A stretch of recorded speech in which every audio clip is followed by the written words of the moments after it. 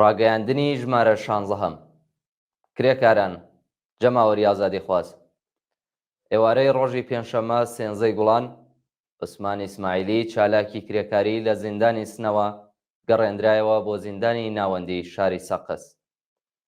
تا ئێستا هۆکاری گەڕانەوەی ناوبراو بۆ کۆمیتەی دیفاع و بۆ بنەماڵەکەی ڕوون نییە.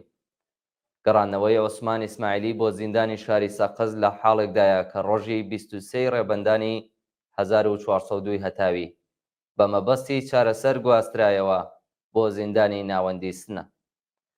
ڕۆژی چوارشەممە 12 گوڵان دوای پشکنینی ناوەکی دڵ ئەگەری چاوەڕوانی ئەوە دەکرا کە نەشتەرگەری دیسکی کەمەری بۆ ئەنجام بدرێت، بەڵام بە شێوەیەکی پێشبینی نەکرا و بەرپرسانی پەیوەندیدار ڕەوانەی زیندانی سەقزیان کردووە بۆ ئەوەی تەواوی پرۆسەی چارەسەرکردنەکەی لە ماوەی ئەم 81 ڕۆژەدا لەگەڵ ناڕوونی و نادڵنیایی بەرەو ڕوو ببێتەوە.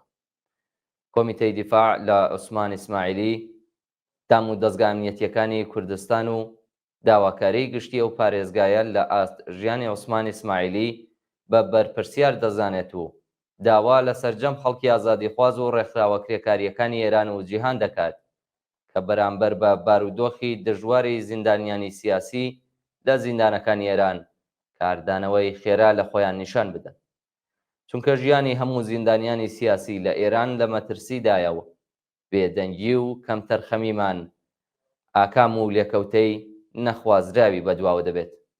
کۆمیتەی دیفاع لە عوسمان ئیسماعیلی گوڵانی 1403 هەتاوی.